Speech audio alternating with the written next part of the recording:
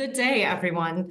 On behalf of DCAF and our director, Ambassador Natalie Sherrard, it's really a pleasure to welcome all of you to this webinar on security sector reform, gender-based violence, and conflict-related sexual violence. I want to first start by thanking the Dutch government for their generous support of this work and the Dr. Dennis Mukwege Foundation for their partnership in this webinar. Thank you as well to our excellent partnership with JURFEM and the Jugaya One-Stop Center of the National Police of Mali.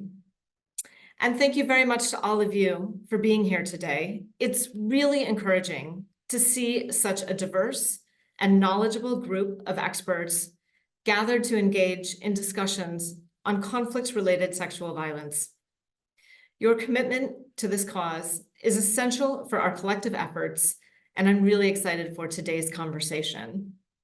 So for those of you who may be less familiar with DCAF, the Geneva Center for Security Sector Governance, we have been working for over 2 decades to support security sector reform and governance globally. Our mission is to promote security that is accountable, effective, and most importantly, people-centered. Human rights, gender equality, and the rule of law are at the very core of everything that we do. Within DCAF, the Gender and Security Division plays a key role in integrating gender perspectives across all of our work. We lead DCAF's efforts in promoting gender equality by providing policy advice, conducting practical research, and implementing operational projects globally. We offer a broad global perspective on the successes and challenges of advancing the women, peace, and security agenda, drawing directly on work with armed forces, parliaments, ministries, and intergovernmental organizations like NATO, the OSCE, and the UN. Today, we gather to explore a crucial aspect of our work, the security sector response to conflict-related sexual violence. This webinar will provide you with the results of our recent project, partnering with country experts to conduct research in Ukraine and Mali. In recent years, global attention to CRSV has grown significantly, highlighting the urgent need for more effective prevention and response mechanisms. A key challenge in addressing CRSV is ensuring that security and justice sectors, specifically the police, military, and judiciary, are well prepared to prevent and respond to such violence, both in peacetime and during times of conflict. A fundamental part of the WPS resolutions and policymaking have theorized that where a country's police, military, and justice sector have been sensitized to gender inequality and gender-based violence, they'll be willing and able to prevent and respond to CRSV. WPS national action plans and security sector institutional strategies have thus frequently prioritized training for police and militaries on gender and CRSV, with the understanding that these measures contribute to long-term institutional change. So is this true? And if so, how? Looking at what works, why, and in what conditions was critical to our research approach. Collaboration was also critical, and we're grateful to the many 30+ experts who came together to discuss the research findings with us in October. We're looking forward to sharing the project's findings, conclusions, and recommendations with all of you. But as we set the stage for today's discussions, it's important to recognize that this webinar is not just about sharing research findings. It's an opportunity for all of us to engage in critical reflection on how the international community approaches capacity building in the context of gender-based violence and CRSV, and to strengthen our community of practice, including learning from frontline services. We aim to challenge existing assumptions and draw out innovative ways to enhance our effectiveness in this area. and I encourage all of you to actively participate and share your insights. Your expertise in CRSV, gender-based violence, and security sector reform is invaluable. And together, we can draw lessons that will inform policy and programming moving forward. Finally, I want to thank the team in the Gender and Security Division for their expert contributions and arranging this webinar and indeed the entire project.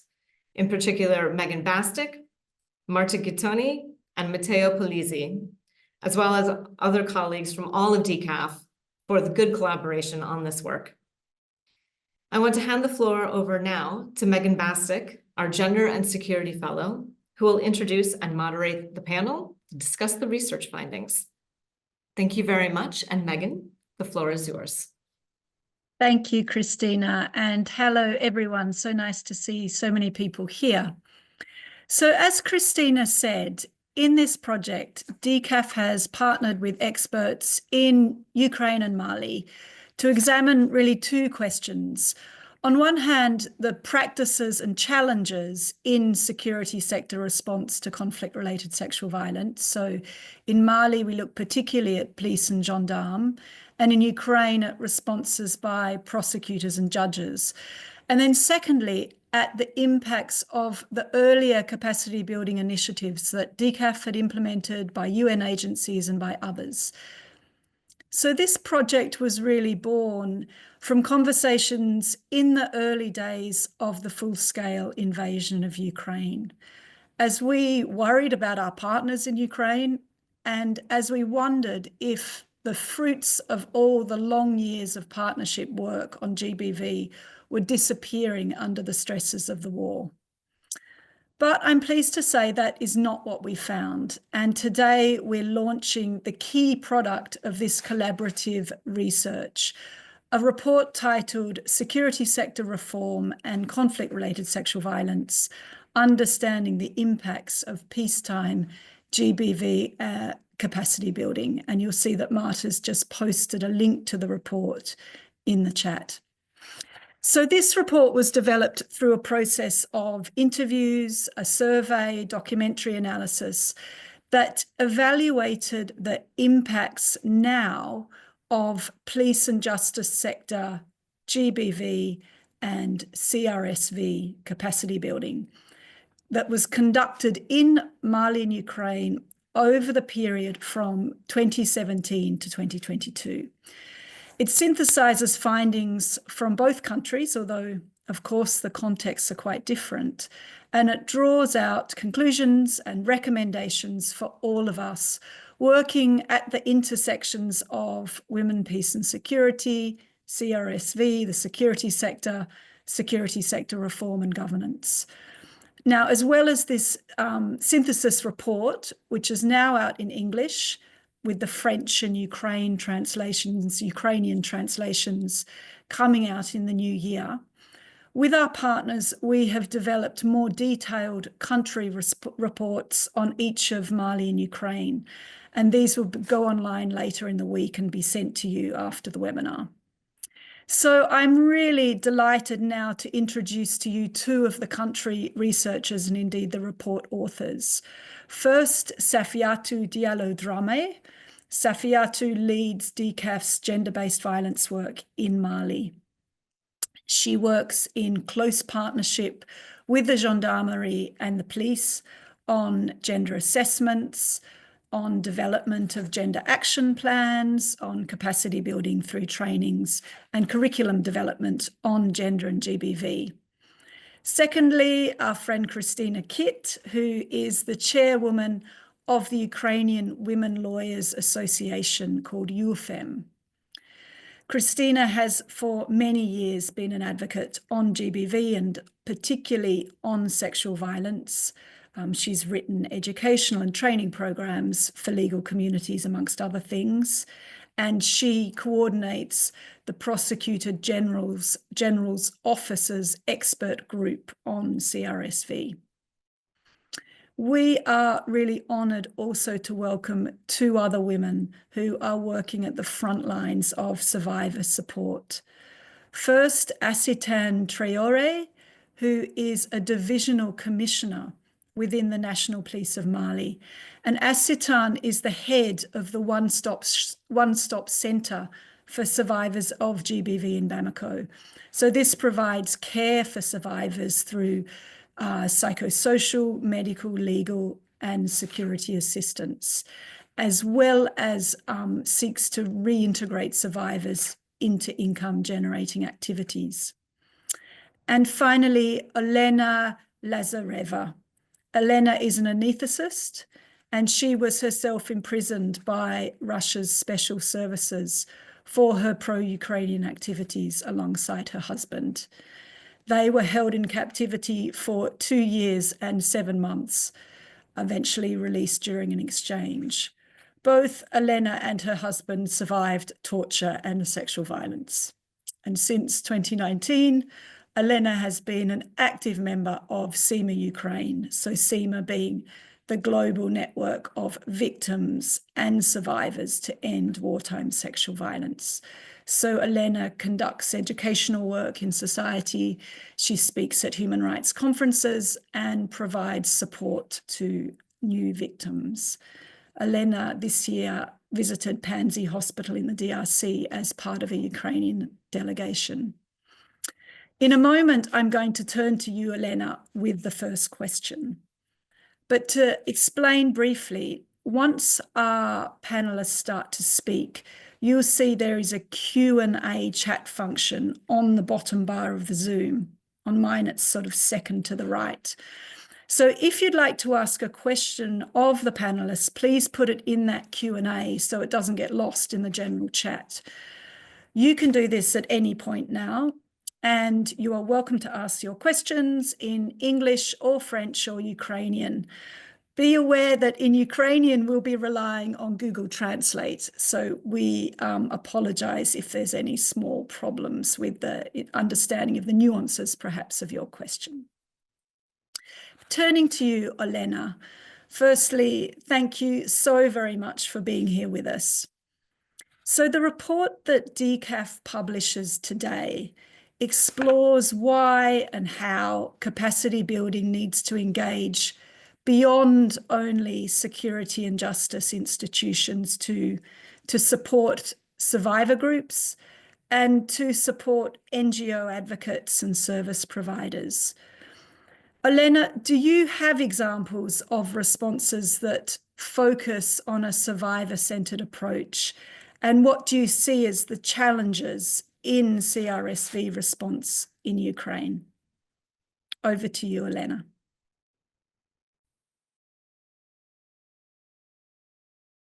Добрий день всім. Рада бути присутньою, рада долучитись до цього вебінару. Хочу сказати, що на прикладі досвіду постраждалих жінок, об'єднаних нашою організацією «СЕМА Україна», хочу наголосити на позитивній динаміці, яка існує. Якщо, наприклад, порівнювати з 2019 роком, і можливість дати свідчення за можливість дати свідчення Генеральній прокуратурі ми добивалися цієї можливості з 2019 року по кінець 2020-го, і це взагалі стало можливим лише за активної підтримки фонду Деніса Муквеги. То з початку повномасштабного вторгнення цей процес значно прискорився. Також поступово змінюється відношення слідчих до постраждалих. Воно стає більш людяним, більш емпатійним. Тобто органи безпеки і охорони, вони повертаються до нас своїм не офіційним, а більш людським обличчям. І це не може не давати надію на те, що ми будемо добре, краще розуміти один одного, тобто органи, слідчі органи і потерпілі. Також суспільство дуже швидко змінюється з початком повномасштабного вторгнення. Самі постраждалі більше не демонструють страх у спілкуванні з слідчими органами. вони поступово краще розуміються на тому, які вони мають права, що вони можуть говорити, як вони можуть говорити і яким чином вони можуть це робити.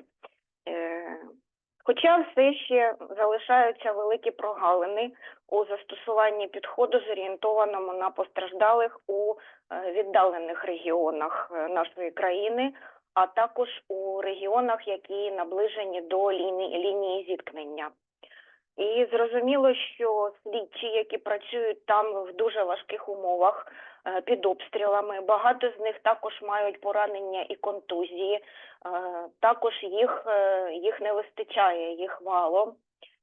І саме туди ми мусимо спрямовувати зараз свої зусилля для покращення роботи слідчих органів безпеки, охорони і органів прокуратури, з якими ми постійно співпрацюємо на всіх етапах.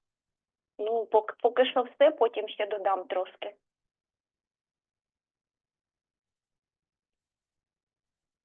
Thank you very much, Elena. And I mean, nice to start on quite an encouraging reflection. Let's move on to Mali. Commissioner Asatan, our research in Mali underscored that stigma there remains a really significant barrier to justice and support for CRSV survivors.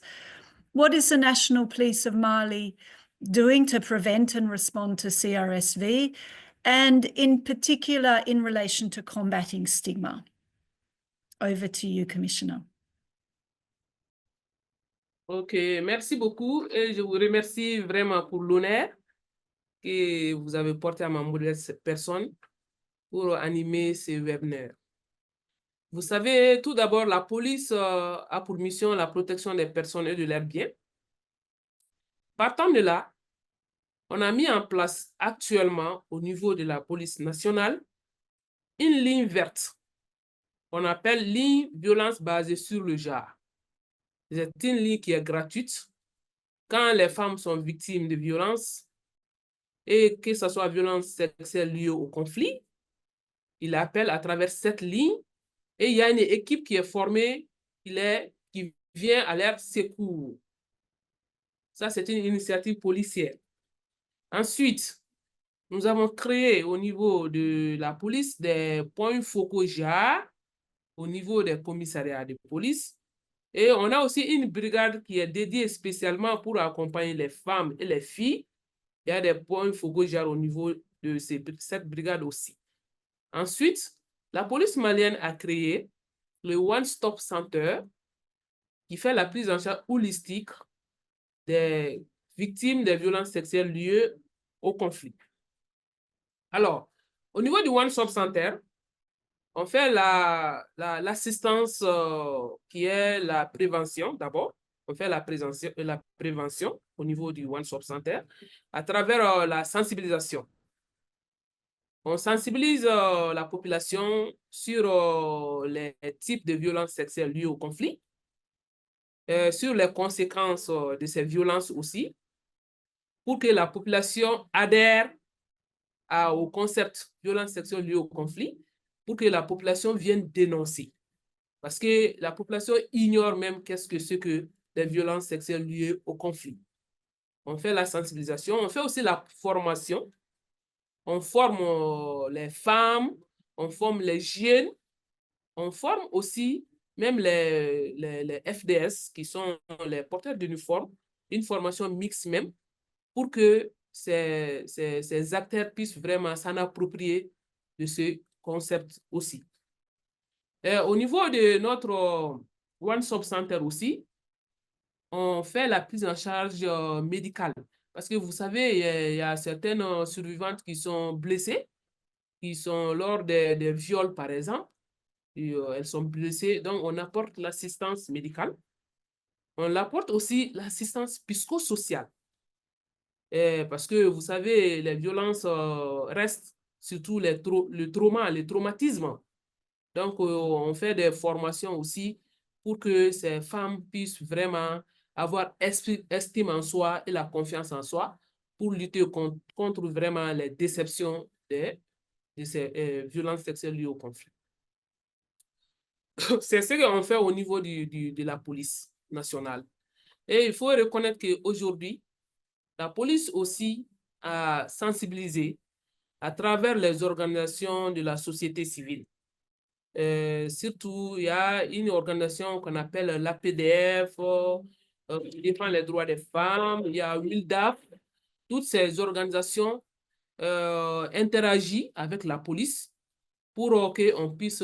il y a la population qui a un problème face à la tenue. C'est que la population puisse avoir confiance à la police ou bien à la gendarmerie, parce qu'ici, il y a une coordination entre les forces de sécurité, il y a la gendarmerie aussi et la protection civile qui sont là. Donc, on fait des formations qu'on appelle actions civilo-militaires pour faciliter que la population puisse venir vraiment dénoncer au niveau des forces armées et de sécurité. Voilà, entre autres, les réponses que nous, on apporte en ce qui concerne les problèmes de la violence sexuelle liée au conflit au Mali.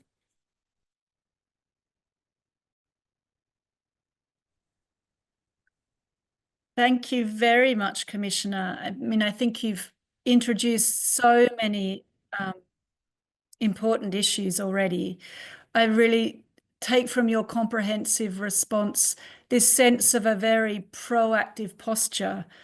And it also, in some way, reminds us that although the project we're talking about was largely about international capacity building, we hear that in Mali, you are yourselves a capacity building actor as well, in the sense of training other parts of the security sector.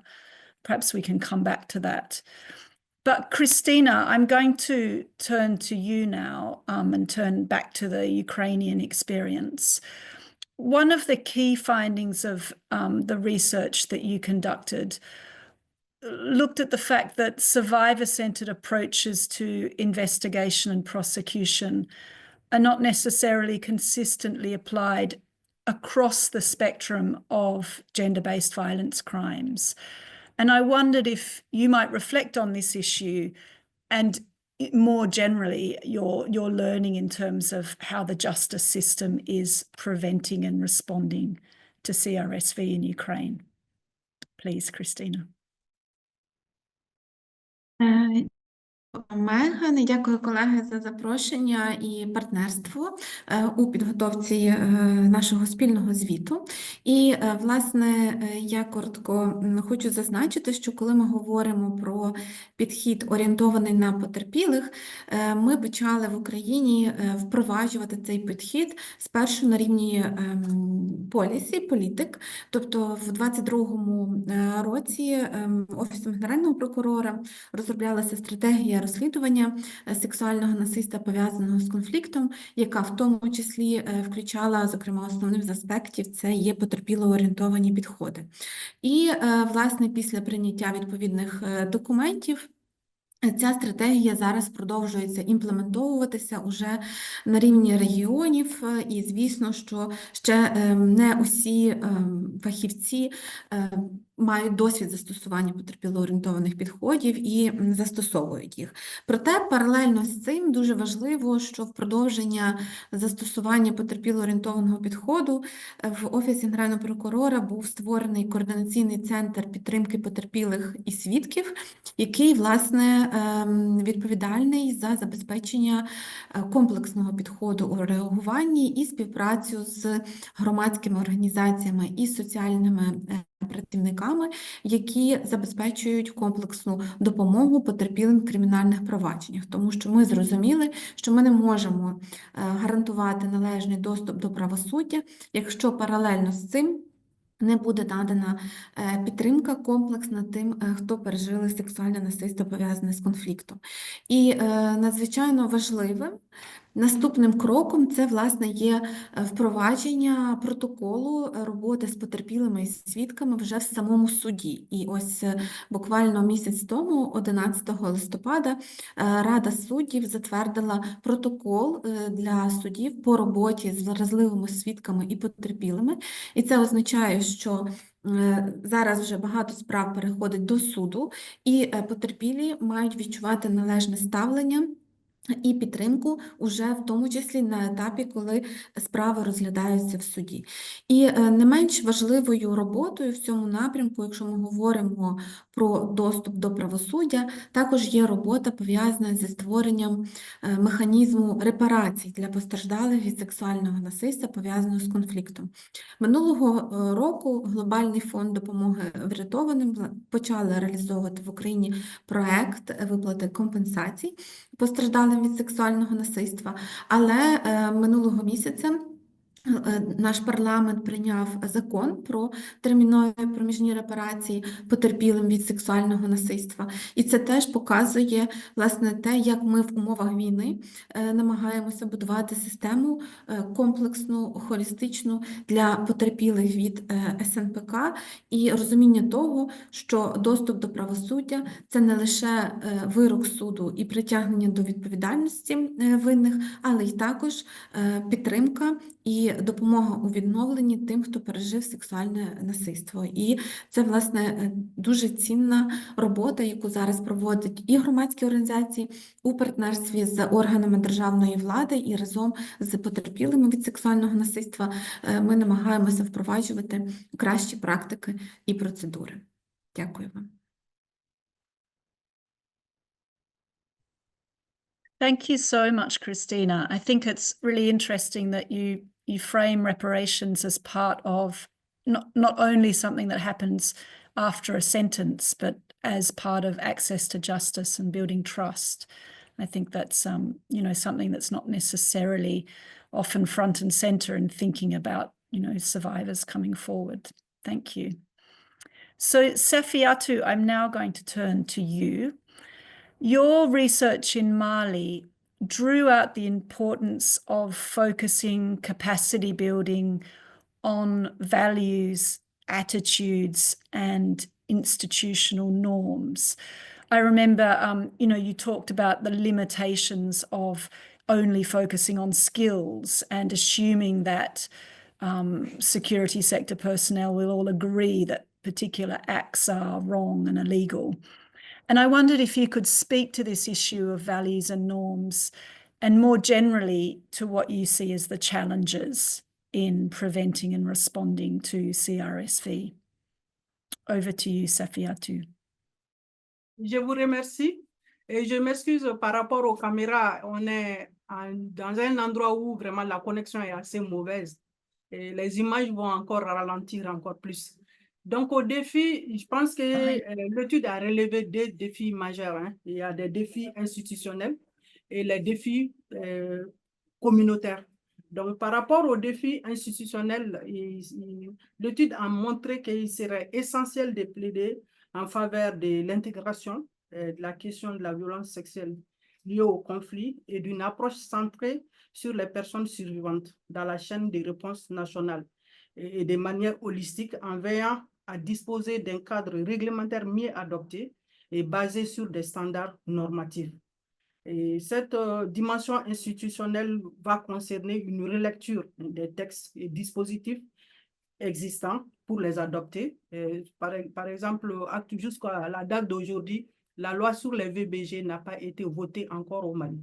Il y a beaucoup d'obstacles qui sont là et qui ont fait que jusque-là, la loi existe, mais on n'a pas pu légiférer là-dessus. Et donc aussi, il faut vraiment aller vers la création des mécanismes spécifiques si besoin en la matière et aussi mettre en exergue un environnement de travail adapté avec des normes essentielles comme des matériels de travail et d'infrastructure, aussi des matières d'intervention contre les violences basées sur les genres. Aussi, le manque de protocoles, il y a un manque criard de manque de protocoles fournissant des orientations pratiques aux forces des institutions comme la police et la gendarmerie pour leur permettre d'apporter une réponse efficace en tenant compte des questions de genre et de la violence sexuelle basée sur les genres, y compris dans les contextes de conflits que le Mali traverse actuellement. Aussi, comme vous l'avez dit, il y a les renforcements des capacités qui sont restés fonctionnels, organisationnels, et aussi on peut voir que de plus en plus, il y a des d'institutionnalisation à travers la mise en place des points focaux genre qui existent au niveau de toutes les institutions et qui ont des capacités qui ont été renforcées et qui jouent pleinement leur rôle dans la lutte contre les violences basées sur le genre. Aussi, il faut vraiment penser à améliorer la collaboration multisectorielle entre les acteurs clés au sein du mécanisme de réponse institutionnelle, notamment en établissant des canaux de communication efficaces entre les différents systèmes de réponse, afin d'améliorer la cohérence et l'efficacité de l'action de chaque acteur, dont en particulier la police, la gendarmerie et la justice.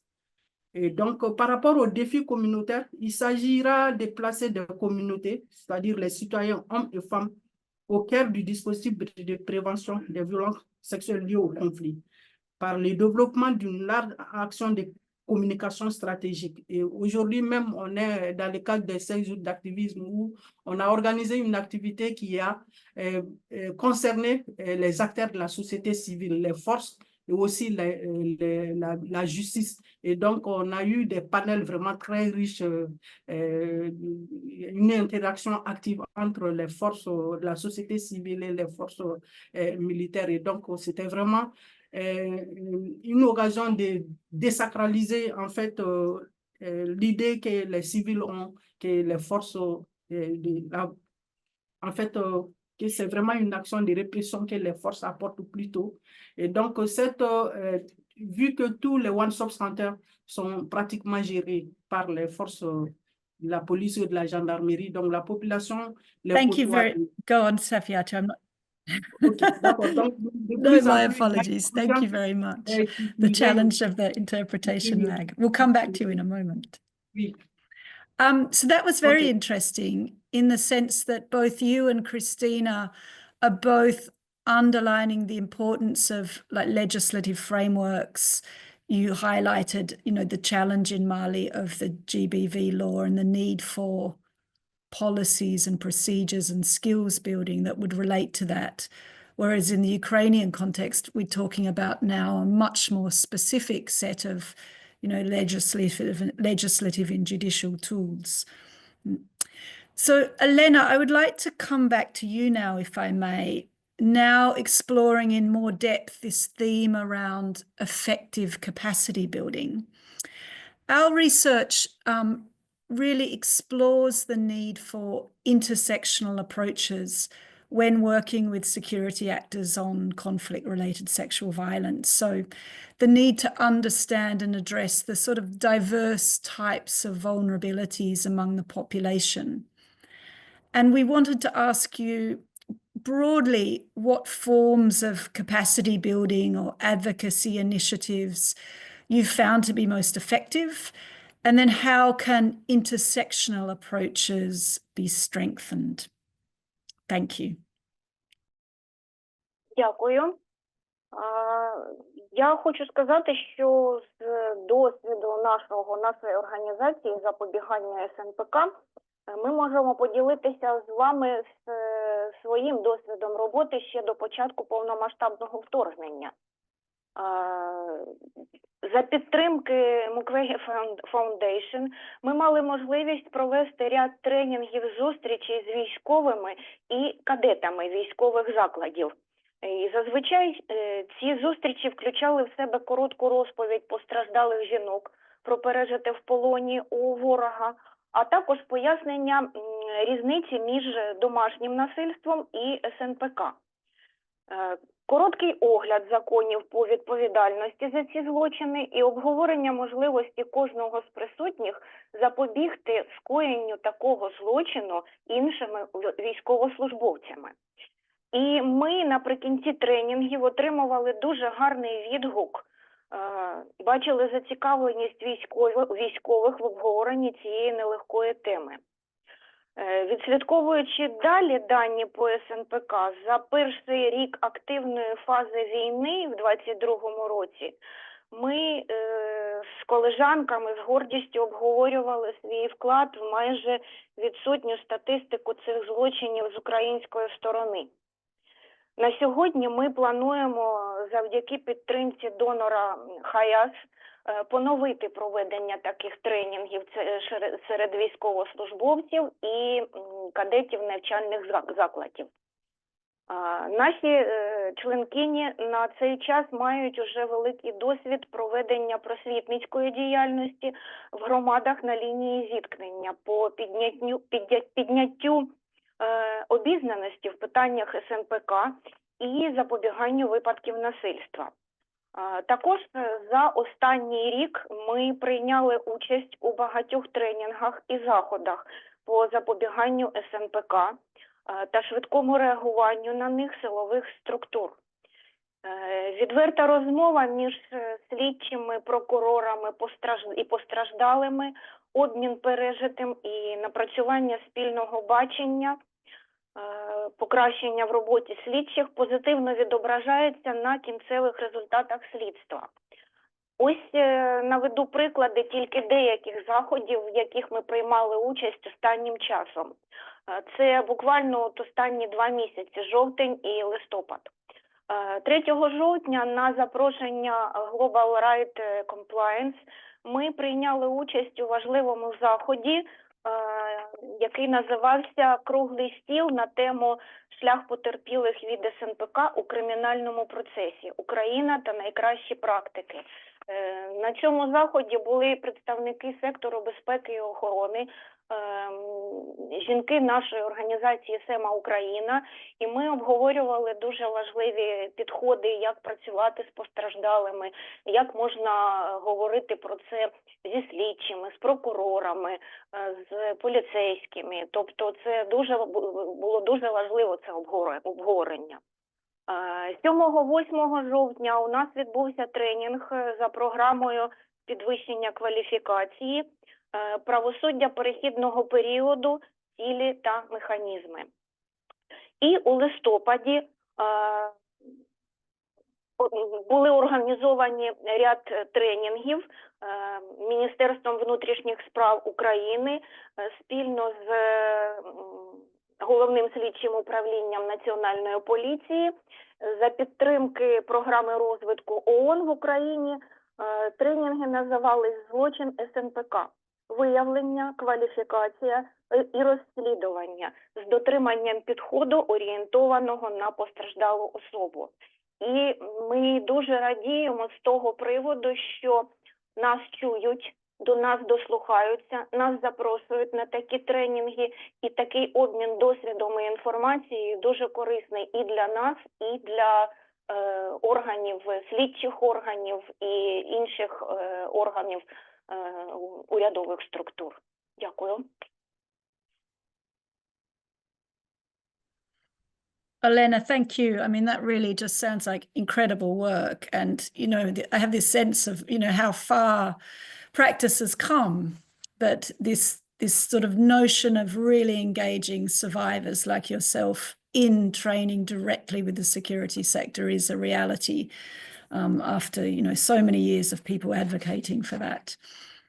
So just before I move on to the next question, can I remind everyone that if, as you're listening to this discussion, questions come to mind, you can already put them in the Q&A box. And actually doing so now would be helpful because it will give us a chance to interpret them and organize them a bit for the upcoming, you know, final part of the webinar where we can ask your questions. But now, Commissioner Asatan, I'm going to turn back to you and to Mali. You yourself are working now as part of DCAF's capacity building programs around gender-based violence. From your perspective as a senior police officer and your experience, how can such capacity building programs, either supported by the international community, in partnership with local organizations, how can they better meet the needs of survivors and better meet the needs of the institutions concerned? Le besoin est là au niveau de la police. Et il y a la communauté internationale qui nous accompagne. Ni c'était vraiment l'accompagnement de la communauté internationale, tous les besoins de la police n'allaient pas être vraiment accompli. Vous savez, aujourd'hui, la police a besoin de renforcement des capacités. Surtout les formations spécifiques sur les violences sexuelles liées au conflit. Mais à part la formation commune de base, même dans la formation commune de base, on ne bénéficie pas de ces différentes formations spécifiques-là.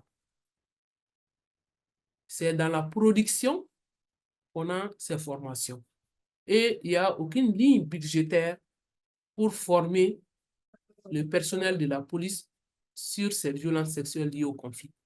Et c'est la communauté internationale qui finance nos initiatives de renforcement des capacités.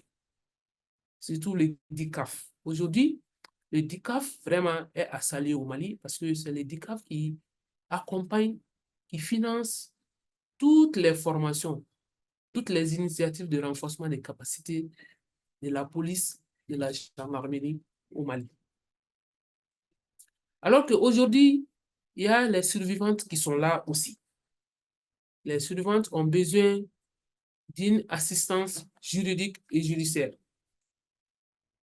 Et au Mali, il n'y a aucun fonds qui est là, qui sont attribués pour assurer la prise en charge juridique des survivantes des violences sexuelles, des violences basées sur le genre. Ce qui fait que vous trouverez qu'il y a des survivantes qui sont là, qui ne bénéficient pas d'une réparation, une justice équitable.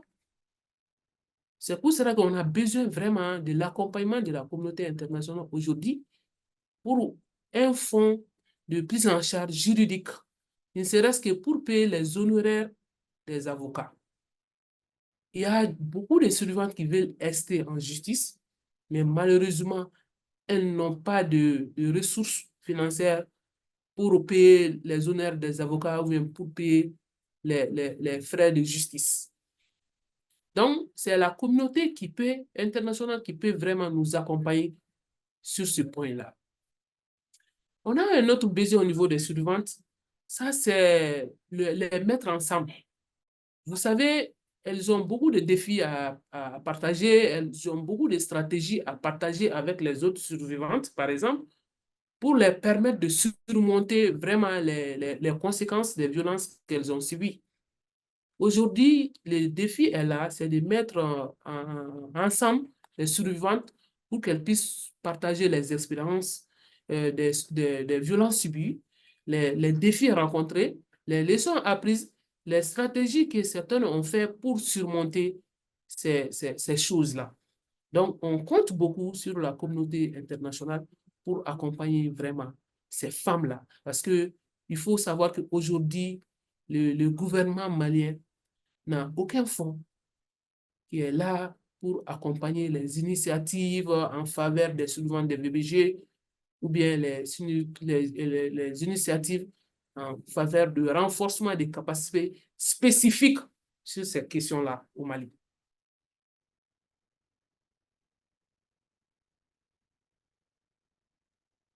Thank you very much, Commissioner. I mean, very interesting again in that you're describing support needs, for example, paying for legal aid or bringing survivors together that fall outside of, I think, what's typically envisioned in GBV capacity building, which is often sort of skills-based training. I think that really resonates with some of the issues we discuss in the report around the need to think more holistically about what capacity building is. I'm going to turn now back to you, Christina, if I may. Your research in Ukraine found that capacity building with prosecutors and judges, including DCAF's domestic violence program, for example, had a positive impact on CRSV response later. So you talked about the readiness of prosecution authorities to see conflict-related sexual violence within the context of wider forms of gender-based violence and to implement survivor-centered approaches you talked about how it strengthened coordination, for example, and trust between community organizations and NGOs and the security sector actors. So just, I mean, thinking about some of those findings, what did you draw out as lessons for international capacity building, the sort of takeaways in terms of working with judges and prosecutors on CRSV response?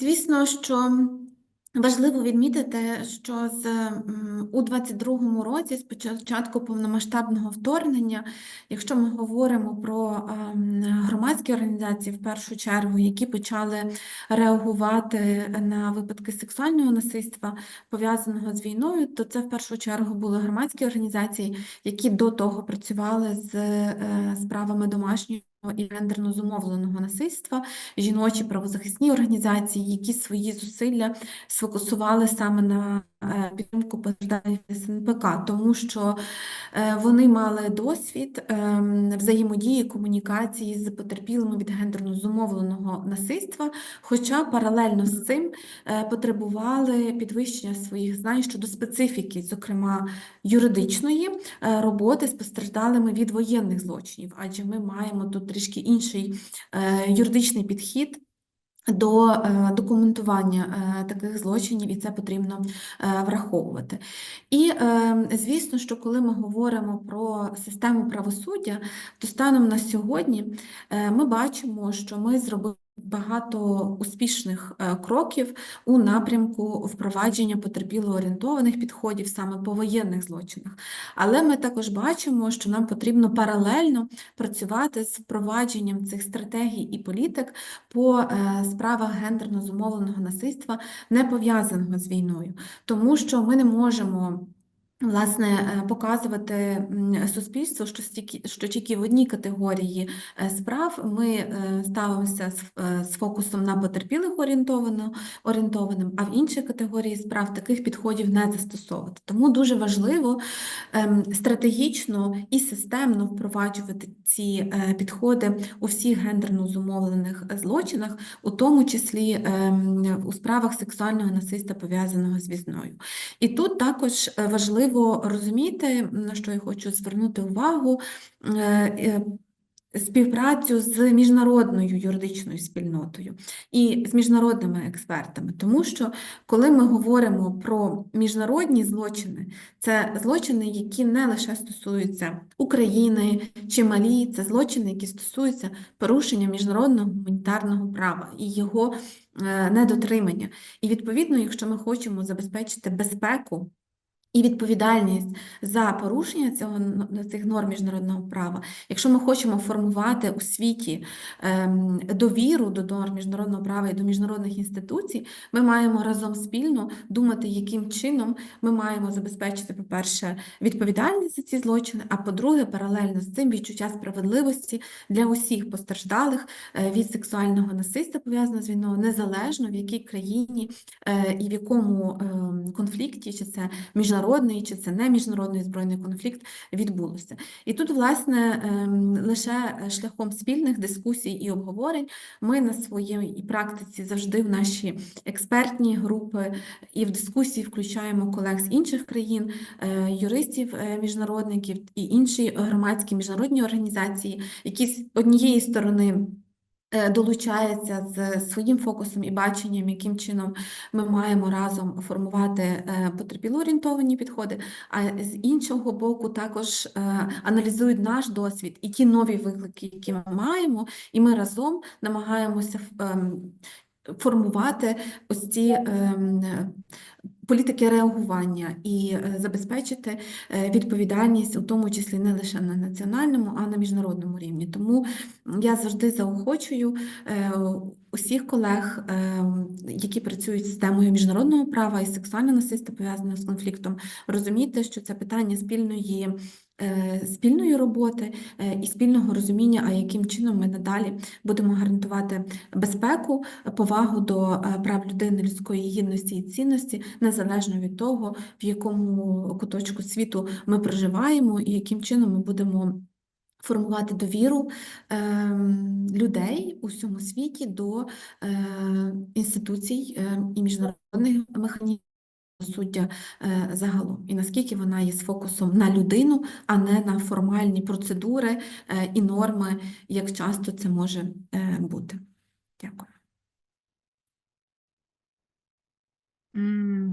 Thank you very much, Christina. I mean, you're really speaking to, this big picture about how ensuring prevention and accountability speaks to the legitimacy of the whole multilateral legal order and, the rules-based system that we hope that we all live under. And, the importance of understanding how that sort of accountability is connected not only to CRSV, but to other forms of gendered violations. So I think all this is very rich material for hopefully some time for questions. After our last question to Safiatou. So Safiatou, a second question to you, if I may, again on the capacity building element.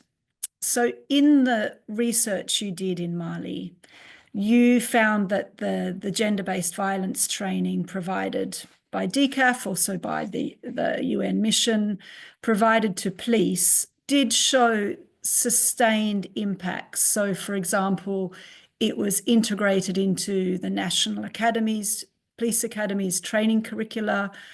It was felt to have contributed to the appointment of gender focal points in the police, for example. So this all sounds quite positive. And we wondered what you would say has been learnt in Mali about the impacts of capacity building programs for the police and gendarmerie on gender-based violence and CRSV, but also more generally, if you would like to, reflect more generally on the challenges and successes of police capacity building. Merci. Je vous remercie. Vous savez, DCAF jouit vraiment au Mali de l'acceptation sans faille des forces de défense et de sécurité. Et je les remercie pour ça. Et donc, nous aidons beaucoup, nous soutenons la professionnalisation de ces institutions, surtout la police, la gendarmerie et aussi les sapeurs-pompiers, la protection civile. Et donc, à travers des renforcements de capacité en termes de formation, à les appuyer à faire des trajets de plaidoyer pour une meilleure prise en compte du genre au sein de leurs institutions. Et donc, c'est à cet effet que DCAF a conduit au moins 3 évaluations en interne, en genre, pour voir vraiment au-delà de ce qui s'est dit au niveau de Bamako, aller au niveau de chaque région, la plupart des régions du Mali. Et en tout cas, ça a été le cas avec la police, la gendarmerie, et maintenant, actuellement, cette phase est bouclée avec les sapeurs-pompiers. Et donc, cette évaluation à l'interne nous a permis d'élaborer le plan genre de la gendarmerie et celui de la police. Et donc, la phase de restitution et de validation des sapeurs-pompiers est en cours. Et après, l'étape suivante va être également l'élaboration de leur plan genre. Et donc, ces plans genre sont aujourd'hui des structures ou des documents stratégiques où il est vraiment clair là-dessus que les problèmes de violence sexuelle liés au conflit et surtout les VBG en général est vraiment pris en compte. Et donc, c'est une préoccupation majeure et une préoccupation traitée en termes de besoins de renforcement de capacité, en termes d'infrastructures également.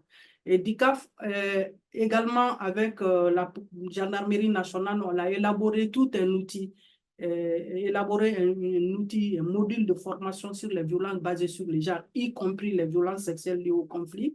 Et après l'élaboration du manuel, on a formé un vivier de 12 formateurs.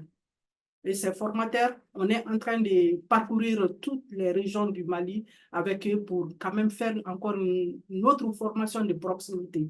Donc, c'est le vivier qui forme leurs collègues sur les violences basées sur les genres et sur les violences sexuelles liées au conflit. Et donc, ces 12 viviers sont aujourd'hui utilisés, surtout au niveau de la gendarmerie, comme vraiment des leviers, puisqu'elles sont sollicitées un peu partout et souvent elles subissent des mutations pour aller faire la formation au niveau des camps, au niveau de leurs frères d'armes. Donc, en plus des plans d'action, DCAF a également organisé des sessions de renforcement de capacité des survivants sur les VBG et sur les violences basées sur les genres. Et c'est même conduit par assistants. Donc, ces survivants ont été formés sur leurs droits et le leadership transformationnel pour les communautés. Donc, les enseignements tirés ont essentiellement porté sur le rôle des femmes leaders dans la communauté.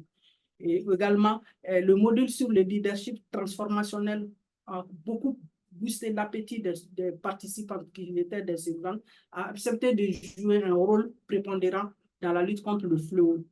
Aussi, la police également a obtenu une formation de la part avec le soutien des DCAF sur la gestion des risques et le leadership féminin. Et donc, cet engagement a été crucial dans un contexte où les femmes porteurs d'uniforme sont soumises à de nombreux abus elles-mêmes et ne bénéficient pas toujours des soutiens. Et aussi, ça a été le cas lors de la formation où les femmes, en fait, ce sont des élèves policières, elles nous ont dit que la gestion de l'hygiène menstruelle était déjà un problème à leur niveau. Et donc, c'est lors de ces formations où tu as vraiment un discours direct avec les apprenantes et elles extériorisent tout ce qu'elles ont et tout ce qu'elles subissent au niveau de leur école, au niveau de leur poste, et donc les besoins également. Donc, ils ont parlé que le fait qu'il n'y a pas de kit par rapport à la gestion de l'hygiène menstruelle, que c'est déjà un défi. Et donc, quand même, lors des formations précédentes, DCAF a quand même pu les doter, quand même les femmes commissaires. Et on a pu les doter d'un kit, puisqu'elles sont nommées un peu partout. Et souvent, même le fait de quitter son poste pour aller chercher la gestion des menstrues ailleurs chez un boutiquier, elle peut faire objet d'attaque. Donc, on les a dotés au moins d'un kit où il y avait des serviettes hygiéniques lavables et qui pouvaient durer au moins 2 ans. Et donc, tout ce qu'on fait quand même est vraiment apprécié et on voit l'impact que cela a. Mais tellement que le besoin est, puisque lors des sessions de renforcement de capacité, on peut voir des forces qui, dès leur sortie de l'école, n'ont plus eu de renforcement de capacité. Surtout les genres avec les moyens vétustes de l'État, on le met à côté, on coche vraiment les militaires sur leur rôle premier. Donc les autres formations d'appoint comme genre, gestion holistique des violences basées sur les genres sont des luxes. Et seules les entités, les organismes DCAF avec le soutien des Pays-Bas, comme le soutien des Royaumes-Unis, on parvient quand même à combler petit à petit les vides. Mais le besoin est énorme, comme Asika l'a dit, et ils ont un besoin crucial de renforcement de capacité en matière de gestion des violences sexuelles liées au conflit. Et là, je remercie vraiment quand même la MINUSMA, qui a été vraiment le premier organisme à avoir en fait, pointer du doigt vraiment les violences sexuelles liées au conflit.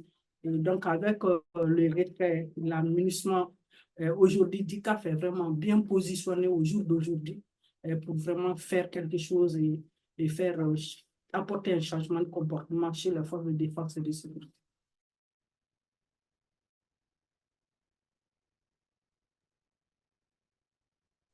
Thank you so much, Safia. I mean, it really sounds like you're doing so many different activities at different levels. And it's certainly encouraging to feel like, you know, the sort of programs we're working on are really being shown to be effective and, you know, improving how police are able to respond to survivors. So I'm really grateful for all our panelists for their sort of responses and comments. Marta's just made me aware that we have had some challenges with the interpretation. So I'm very sorry if that's been the case for anyone and if anyone missed parts of the discussion for that reason. We do have time left still for questions if people would like to ask them. There's the Q&A chat. I mean, I think we are, and my colleagues will jump in if this is the wrong thing to say from a tech perspective, but I think we're a small enough group that people could also raise their hands and I could unmute them and they could ask their question. Marta, do you think that would work? I think it should. Yes, no problem. Yes, please feel free to raise your hand or jump in. Oh, no, now I can't hear you. So we definitely have some problems. We So I have, can see one raised hand. I'm not sure who it is, but I'm going to ask that person to unmute. And if that's you, you can. C'est moi. Bonsoir. Vous m'entendez? Fantastic, thank you. Go ahead. Yes, Okay. we can hear you. C'est pas une question en tant que telle, mais c'est pour apporter ma contribution, apporter la contribution de DCAF Burkina dans la promotion du genre au niveau des FDS. Bon, chez nous, je peux dire que nous ne sommes pas encore très bien avancés comme ça fait tout. Mais nous apportons notre pierre comme nous pouvons dans la promotion du genre au niveau des FDS. C'est pas, ce que je vais apporter n'est pas spécifiquement sur les VLC, mais c'est sur le genre en général. Voilà. Il faut dire qu'au niveau du Burkina Faso, pour ce qui est des écoles de formation et centres de formation des forces de défense et de sécurité, on avait supprimé le module sur le genre. Donc, bon, pour faute de moyens, parce qu'ils n'avaient pas de moyens, on avait supprimé le module sur le genre. Et pourtant, vous savez qu'au regard de la mission des FDS, ils sont appelés à prendre en charge les victimes de VBG. Comment prendre en charge si toi-même tu n'es pas outillé? Voilà. Donc, avec l'appui de DCAF, nous avons pu élaborer un manuel de formation sur la prise en charge des VBG au profit des centres et écoles des FDS. Donc, ce fut un long processus. Le manuel a été... et il a été validé sur le plan national. Et maintenant, nous nous apprêtons à aller former, puisque dans le processus, il est prévu une formation des formateurs. Donc, c'est un nombre restreint de formateurs que nous allons identifier et puis les former sur l'utilisation même du manuel de prise en charge des VBG. Donc, cette formation est prévue pour se tenir le 16 à Koudrou. Donc, nous sommes dans ce processus pour les préparatifs. Et voilà, en tout cas, l'initiative est saluée par la hiérarchie des forces de défense et de sécurité, parce qu'ils disaient que sans quoi ils ne savaient pas. Grâce à ce processus-là, ça va leur permettre de réintégrer le module genre au niveau, au niveau du processus de formation des forces de défense et de sécurité. Donc, ils apprécient positivement l'appui des DCAF parce que sans ça, ils ne savaient pas comment faire pour réintégrer le module. Voilà. Voilà en quelque sorte ce que nous avons pu faire au niveau, dans le domaine du genre au profit des FDS. Voilà. Donc, c'était pour partager la petite expérience et par rapport à notre action pour ce qui est de la promotion du genre au niveau du Burkina Faso en faveur des forces de défense et de sécurité. Merci.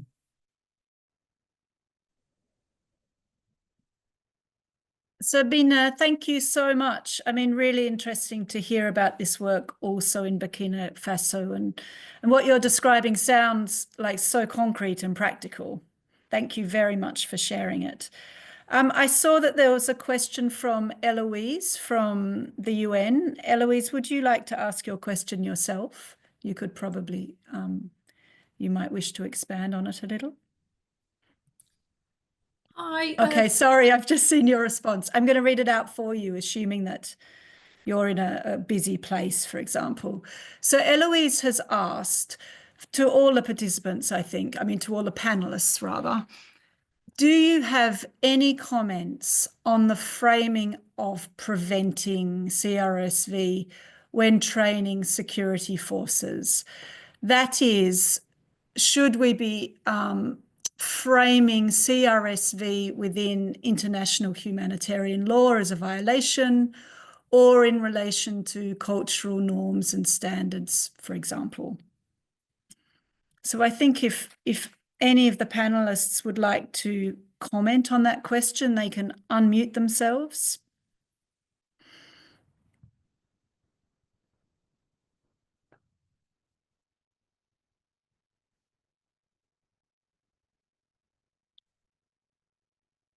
Christina, would you have anything to say? Because I feel like your comments did touch on this a little. Sorry to put you on the spot.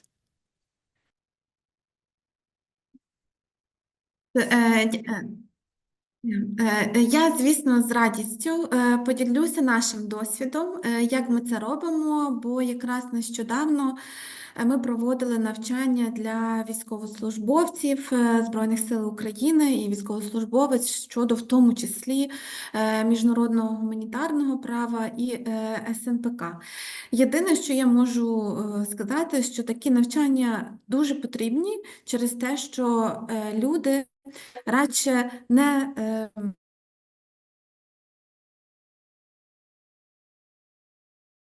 сексуальне насильство пов'язане з конфліктом, то, звісно, що це необхідно роз'яснювати про те, які можливі форми прояву цього сексуального насильства пов'язаного з конфліктом, яка є прийнятна або неприйнятна поведінка, яким чином поводитися з цивільним населенням і які базові потреби відповідно і до норм міжнародного гуманітарного права мають забезпечити військовослужбовці і військовослужбовиці, коли вони перебувають на деокупованих територіях. І це важливо розповідати, хоча, звісно, коли військовослужбовці вступають на службу, їм відповідно до нашого законодавства дають пам'ятки військовослужбовця, де це все прописано. Але тим не менш завжди виникають практичні питання, які потребують з'ясування і обговорення.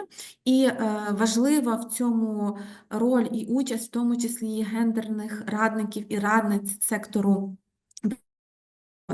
Тому ми зі своєї сторони намагаємося підсвічувати їхню роль і спроможність як гендерних радників і радниць саме по роботі з особовим складом і також роз'яснення військовослужбовцям саме гендерного компоненту в міжнародному гуманітарному праві і в чому він проявляється. І, звісно, що тут не обійтися без культурних певних особливостей і тих стереотипів, які є в тому чи іншому суспільстві сформовані. І, звісно, ці стереотипи і упередження впливають на сприйняття і поведінку людей, зокрема військовослужбовців, які служать. Тому зі свого боку, якщо ми говоримо про Збройні Сили України, ми багато зусиль в Україні докладаємо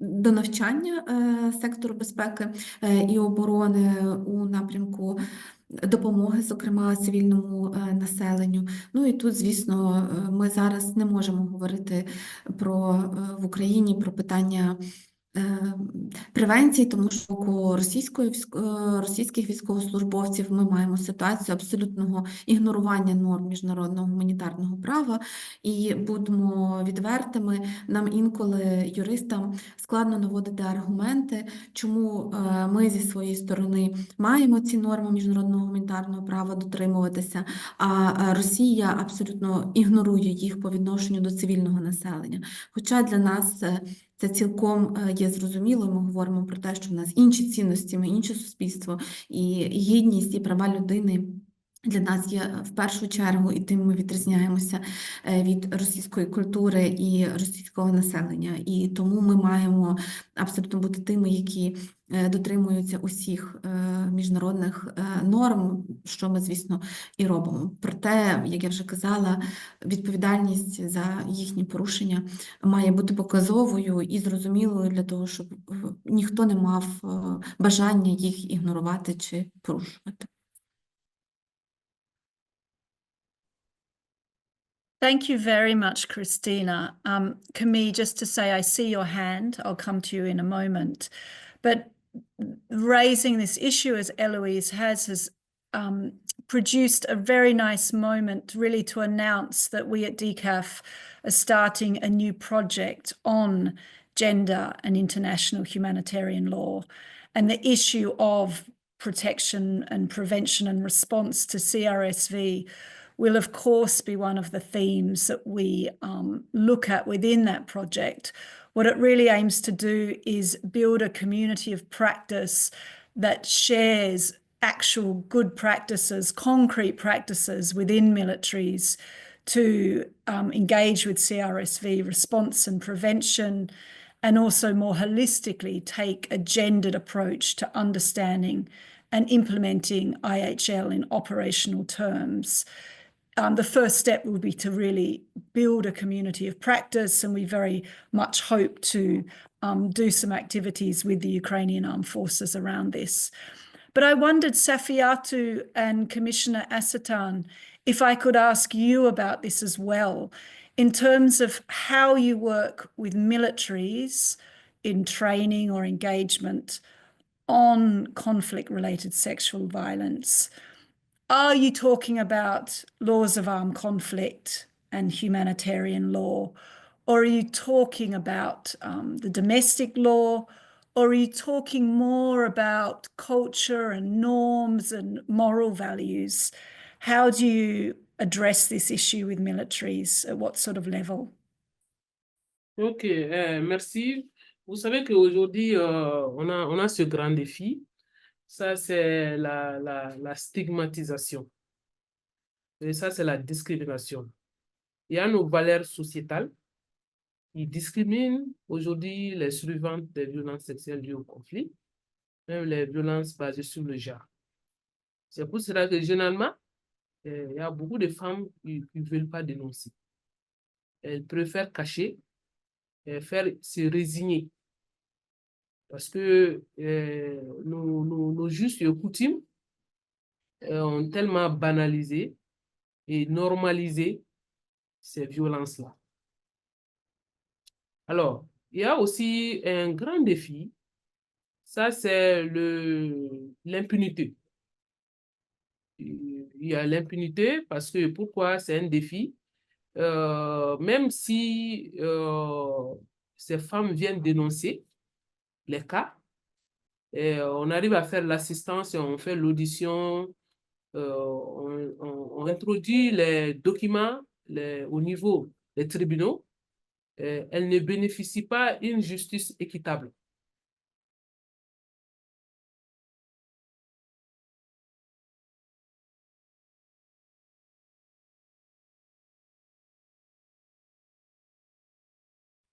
Ce qui fait qu'elles qui osent venir dénoncer une justice vraiment équitable. Donc, il faut reconnaître qu'aujourd'hui, au niveau des forces armées de sécurité, les gens ne viennent pas dénoncer. Ça, c'est un, parce qu'ils ne font pas, il y a beaucoup qui ne font pas confiance aux forces de sécurité et à la justice, parce qu'ils pensent qu'on travaille ensemble déjà, donc il y a une méfiance ou bien manque de confiance.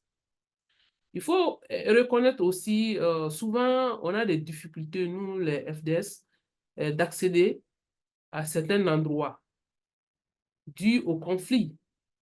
Vous trouvez qu'il y a l'insécurité, même si on a la connaissance des cas de violences sexuelles, compte tenu de l'insécurité, on ne peut pas y accéder. Donc, ce qui fait qu'il y a ce manque de confiance aussi entre nous et là. Donc, la population ne comprend pas. Au lieu que nous, on vienne pour faire une dissuasion, pour dissuader, on ne peut pas accéder. Et la population est là comme ça. Nous, on n'a pas l'accès. Donc, moi, je crois qu'on peut vraiment solliciter la communauté internationale aujourd'hui pour qu'on puisse sensibiliser surtout nos leaders communautaires, nos leaders religieux. C'est des gens qui banalisent vraiment ces violences-là. C'est des gens qui n'arrivent pas à faire une relation, à comprendre ces violences pour dire qu'il faut vraiment bannir ces violences, il faut dénoncer et il faut apporter une aide aux survivantes. Ça, c'est très, très important aujourd'hui chez nous au Mali. On a vraiment besoin de cette sensibilisation à l'endroit de ces acteurs communautaires. Merci. Pour ajouter quelque chose à ce qu'Assita a dit, lors de nos sessions de renforcement de capacité, on passe à revue tous les textes internationaux, la sous-région, au niveau national, et surtout la résolution 1325 est vraiment assez partagée. Et donc aussi, tous les textes qui sont là et qui justifient les questions sur le genre et sur les violences basées sur le genre, y compris les violences sexuelles liées au conflit, sont passés à revue. Et les gens, il y a un engouement énorme autour de ces textes-là. puisque mais par rapport au contexte également au niveau local, on a depuis les temps, depuis plus de combien d'années, on a la charte du Mandé, qu'on appelle la charte de Kukamfuka, où on avait déjà parlé de tous ces vices, de tous ces sévices-là que les femmes subissent, les violences basées sur le genre, la place du femme au sein de la communauté et tout. Mais lors de nos sessions de renforcement, c'est vraiment, il y a un engouement des forces à vraiment aller et à comprendre le contenu des textes internationaux de la sous-région et même au niveau national. Donc, tout est passé en revue. Et c'est accepté et compris.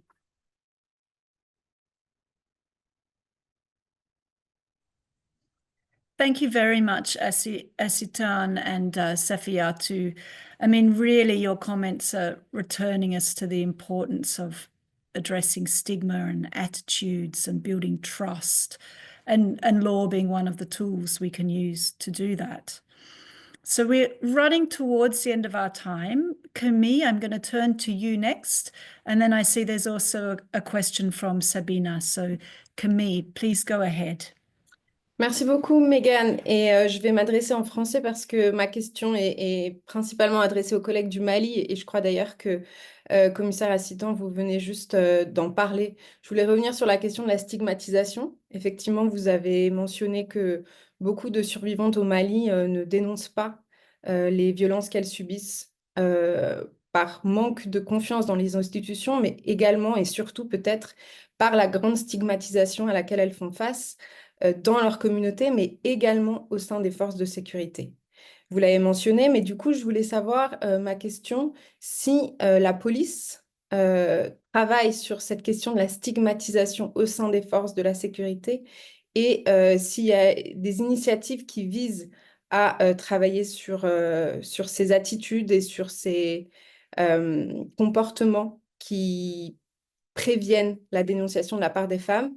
Et peut-être juste mentionner que, alors je sais qu'en Ukraine, c'est aussi, bien entendu, comme dans plein d'autres pays, la stigmatisation est très forte, mais au Mali, on travaille avec des survivantes qui sont organisées au sein de réseaux de survivantes. Vous l'avez mentionné au début du webinaire, cette nécessité de mettre en lien les survivantes.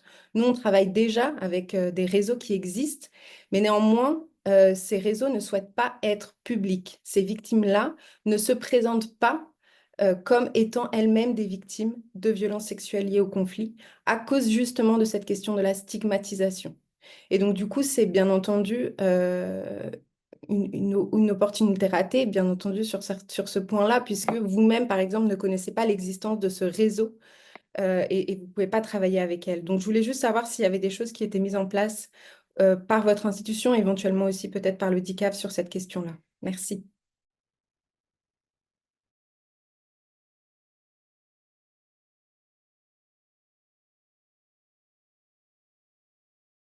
Please unmute your microphone, Commissioner. Thanks. Moi, j'ai intégré dans mes communications face aux survivantes, c'est pour renforcer la confiance en elles. C'est pour cela qu'aujourd'hui, c'est vraiment préférable qu'on puisse vraiment former, outiller la police. Parce que vous savez, aujourd'hui, il y a la communauté, il y a beaucoup de gens qui font confiance à la police. Parce qu'avant, les gens pensaient que la police, c'est la répression seulement. Ils ignoraient que la police puisse apporter une assistance sécuritaire, une assistance médicale, psychosociale, réinsérer les survivants dans des AGR.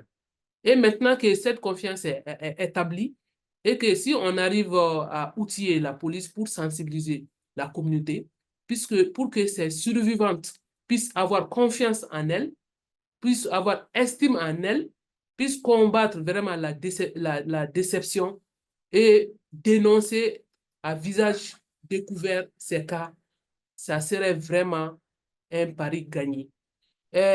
Mon expérience m'a permis de mettre en place aujourd'hui, à travers le DCAF, une association des femmes survivantes au Mali. C'est une première au Mali, c'est une nouvelle vraiment approche. Vous savez, il fallait vraiment mettre ensemble ces femmes-là. Au début, ces femmes ne faisaient que pleurer. Elles ne faisaient que pleurer. Mais à la fin de cette décision, on ne voyait que la sourire aux lèvres de ces femmes-là. Et elles ont témoigné qu'aujourd'hui, à travers ce partage d'expérience, À travers les défis, les stratégies qu'elles ont eu le courage de dévoiler, elles sont renforcées et elles peuvent faire face à n'importe qui pour décrier les violences faites aux femmes. Et elles ont confiance en elles aujourd'hui et vraiment, elles peuvent vraiment faire face pour même aller dans la communauté, sensibiliser les filles, les femmes qui sont victimes pour venir dénoncer afin qu'on puisse apporter une réponse efficace au problème. Je ne connaissais pas l'existence de ce réseau, mais je souhaiterais vraiment être en contact avec ce réseau, avec aussi la nouvelle association que nous, on vient de mettre en place avec DCAF pour les renforcer davantage. Association des femmes survivantes des violences basées sur le genre. Merci.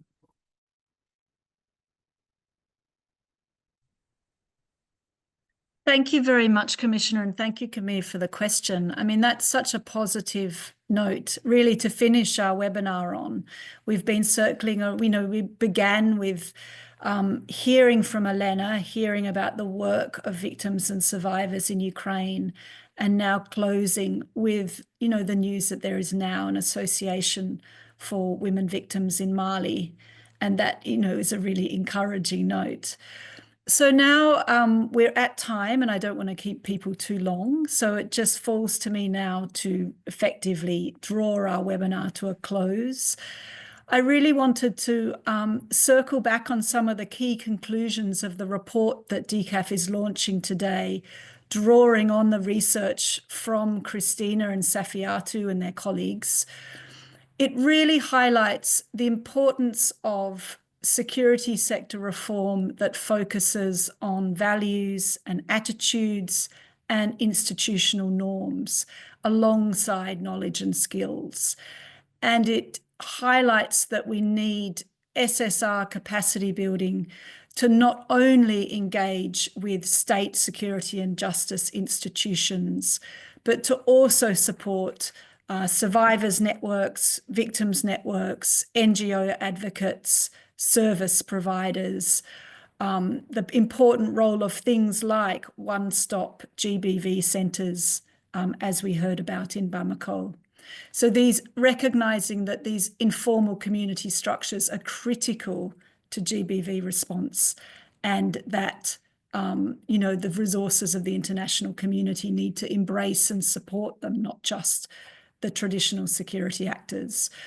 And then we also thought about the learning and questions from the perspective of international WPS policy.